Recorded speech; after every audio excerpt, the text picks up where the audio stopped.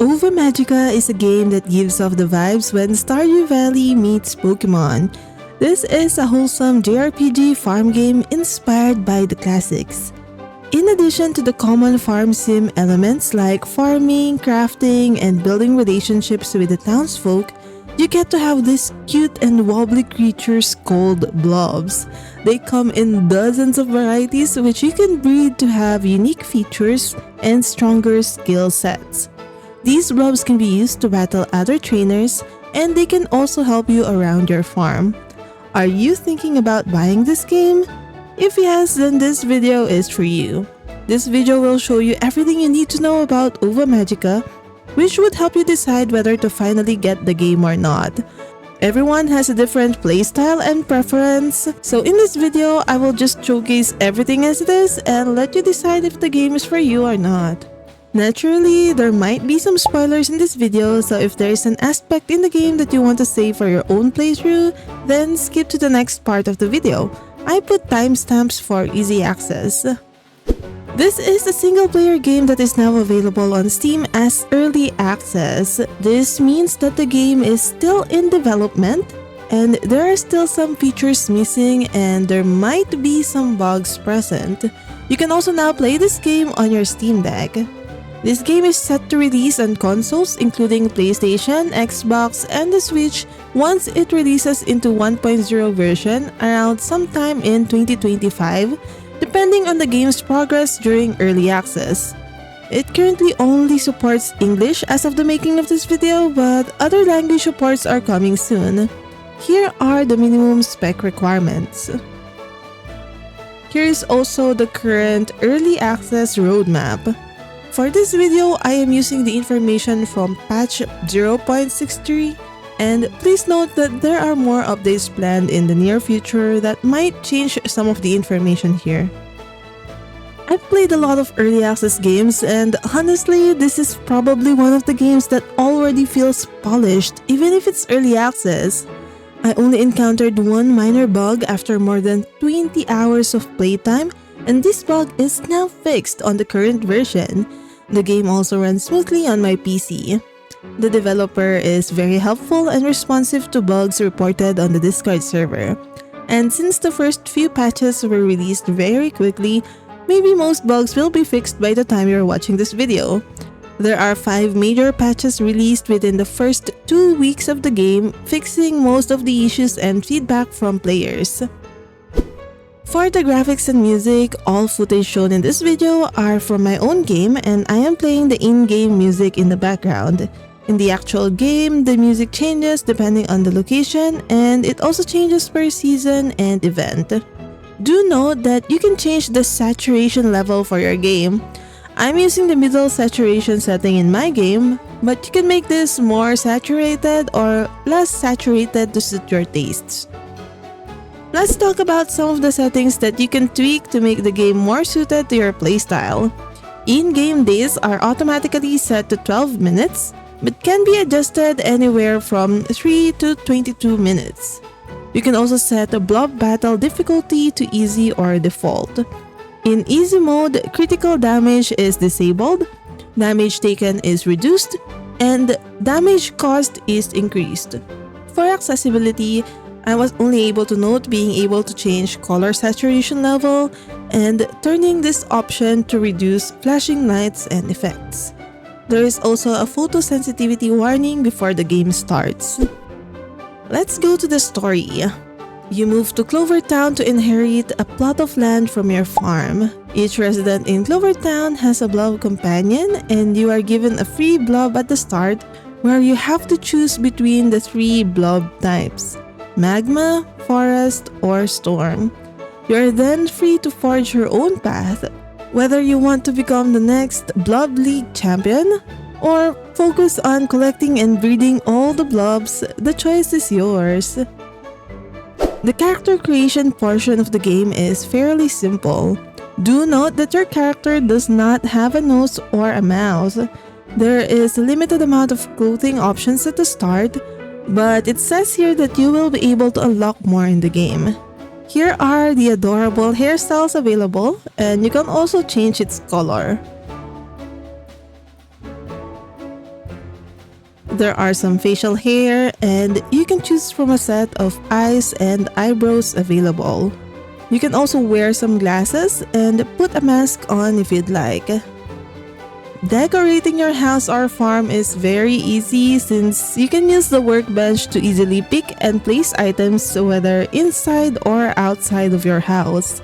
There are some decorative items available and some seasonal ones that you can get during events.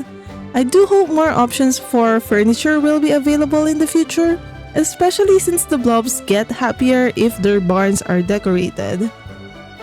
Next, let's look at the in-game mechanics. For farming, you use your shovel to dig up soil, craft the plots of land, till the land using a hoe, plant seeds, then use your watering can to water everything. This may be tedious at the start since the watering can only store little amount of water at a time, and all the tools will use a lot of stamina. But as you progress in the game, you will encounter blobs that will help you do some of those actions with their abilities, and eventually you can automate watering. Some blobs will also give you additional information for the crops and enhance its growth. I also really like that you are able to rearrange your plots and trees easily by using the workbench. Instead of normal farm animals, you will have blobs inside your barns. You can get blobs by purchasing them, getting them as prizes during festivals, or by getting an egg drop after battling a wild blob. Some blobs will have active abilities that can help you around the farm and other activities, while some blobs will have passive abilities that can give you produce like milk or eggs as long as you keep them happy. To keep the blobs happy, you need to make sure to feed them daily, clean up after their poop, and pet them every day. Other factors like barn decorations and temperature also affects their happiness. You can also breed blobs in this game by giving an item called a heart fruit to 2 blobs in the same barn. After a few days, they will hatch an egg that has a random combination of skills, color, and appearance of the parent blobs. There are a lot of forageables available around all areas of the world. These items can be sold for money, used as food, and some have special effects that can heal status debuffs like poison or blindness. For mining, there is a mine available in this area of the map.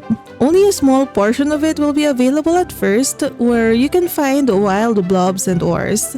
Other parts of the cave will be available after a while. You can also gather ores from the blob world, which I will talk about more later. For fishing, you use a fishing rod in any body of water and wait for an exclamation point to appear. Once you see a black exclamation point, you just hit the reel button to catch the fish. However, if you see a red, crooked exclamation point, this will trigger a battle with wild storm blobs. Bug catching is simple. You just slowly approach an insect and use the bug net to capture it.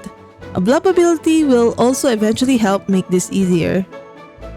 You get recipes in the game by eating from the restaurants in town. Once you learn a recipe, you can cook it at your cooking station once you have all the ingredients. Some ingredients can be bought from town, but all the ingredients can be obtained from the world, from your blobs, or by using processing machines. One thing I like about this game is that the cooked food price is higher compared to the baseline prices of each material used in cooking. On most farm sim games, the cooked food price is lower or the same price as the ingredients, which always made me lazy to cook anything. There are different ways to fight other blobs in this game. First, you can battle other trainers by talking to them and challenging them to a fight. If you win, they will give you a reward like money or an item. Then their blobs will grow stronger, so the next time you fight them, it will be harder. If you lose, you don't really lose anything aside from your blob's HP and your pride.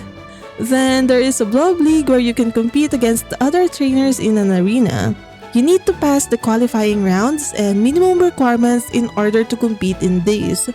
There are different levels in the tournament, and you cannot access the highest tiers in early access yet. Winning in a tournament will level up the base level of blobs you encounter in the wild and that of the blobs that you hatch from eggs. Lastly, you can battle against wild blobs, which can be found in the mines, by fishing, or by going in expeditions. If you lose these fights, your character will pass out and it will force you to the next day and give you a penalty. Speaking of expeditions, there are different portals that will lead you to different types of blob worlds. Each world will have a certain theme with different types of blobs that can be encountered. Once you reach the last stage, there will be a boss fight against a giant blob that can be quite a challenge. You can have up to 3 blobs at a time in your party. The battle is a clever twist of the common turn-based system. The tempo is set by this action bar over here, which shows the blobs in battle. Once your blob reaches the command point, you can select a skill which will get executed at the end of its casting time.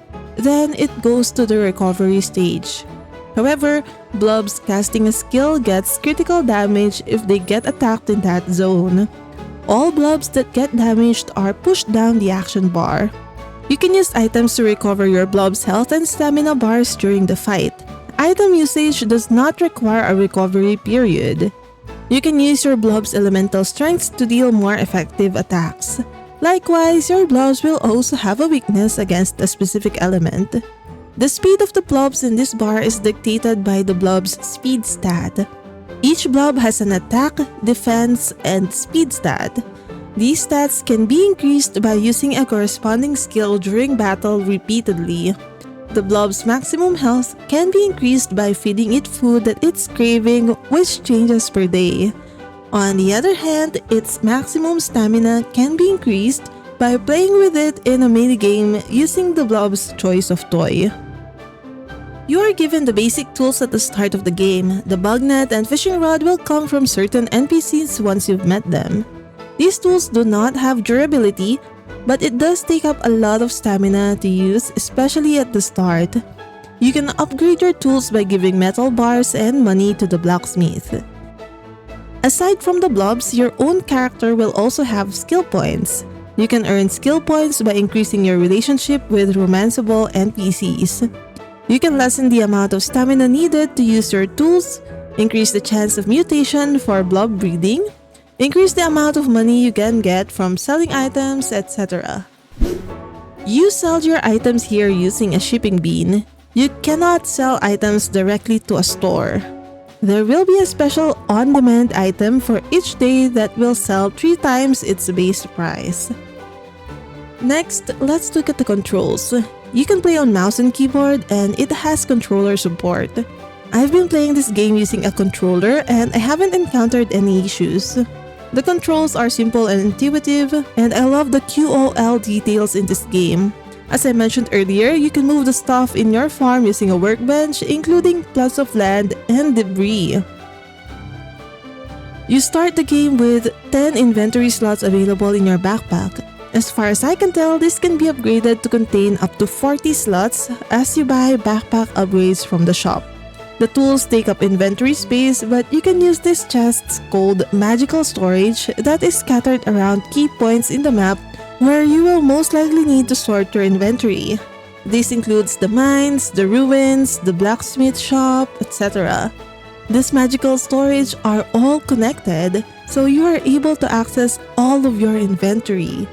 It has 7 categories with 28 slots each, and I've not seen anything that can expand it. Moreover, during crafting, cooking, and shipping, you will be able to access both your backpack and your magical storage.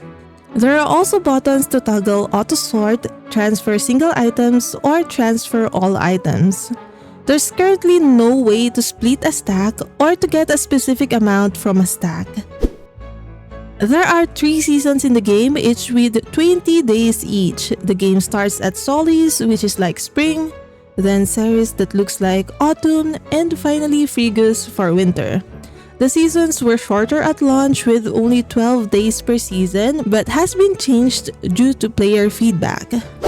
There are 3 main events per season for a total of 9 events per year.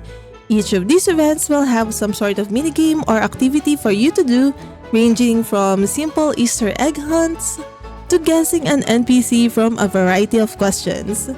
You can also obtain and buy special items that are only available during those events. When there is a festival, you will not be able to go to the town and shops there. Using the map, you will be able to see where all the romanceable NPCs are at. There would be an exclamation point if you have a quest in that area, a question mark if there's an NPC you haven't met yet there, and the icon of the NPC once you've met them.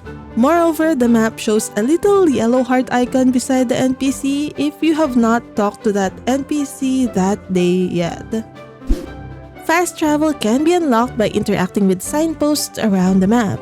You will also eventually get a steam board which uses water as fuel, and this will make traveling a lot faster.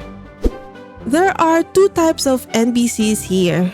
Ones you can build a relationship with and ones that you can't. Most of the NPCs are just there for the shops, some fun dialogue, and blob battles. There are a total of 13 romanceable residents in Ova Magica, each with a unique story and personality. However, romance and marriage will only be available for 1.0 release. There are no plans to add children, but you can breed blobs with your spouse's blob. Right now, there is a limit to how deep your relationship will be with a character. Interactions with these characters are encouraged in this game since some activities will not be accessible if you don't have a high relationship with the townsfolk. But don't worry if you are not a fan of this aspect of farming sim games because there is an option to pay someone a fee in order to increase your relationship with the NPCs. You build your relationships with NPCs by talking to them once a day and doing quests for them. Battling with them will also improve your relationship regardless if you win or not. There are some main story quests that will guide you on how to unlock all aspects of the game. There are also quests from NPCs that you need to do in order to improve your relationship with each. I can also see a bulletin board here that is not yet accessible in early access. You can adjust the length of one in-game day from 3 minutes to 22 minutes at any point in the game depending on your preference. You will automatically pass out at 12 midnight and you will wake up with a non-healed health and stamina bar. The penalty for passing out used to be harsher, but this was changed in the recent patches. You can go to your tent or bed to save at any point in time. It also automatically saves every time you go to sleep. There are 5 character slots and each character has 15 manual save slots and 3 autosave slots. I don't personally see myself starting a new save file unless I want to do some type of challenge run in the future, like maybe trying to play the game with only 3 minutes in game time. Right now, I think my current save file will already keep me busy trying to collect and breed all the blobs for me to want to start the game again from scratch. If you're going to buy Ova Magica, then check out this next video for some helpful tips and tricks to get you started in the right foot. Let me know if there's anything else you would like to know about the game in the comments. Consider subscribing for more cozy farming sim content.